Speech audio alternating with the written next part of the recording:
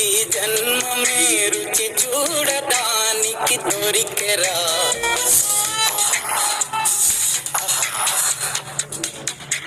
ఈ లోకమే వండి వార్చడానికి వేదికరా.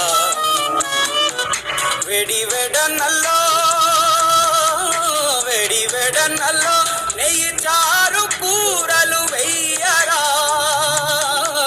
అడ్డ విస్తరిలో 6 రుచులు ఉండగా బ్రతుకు పండుగ చెయ్యరా. ఈ జన్మమే రుచి చూడటానికి దొరికెరా. ఈ జన్మమే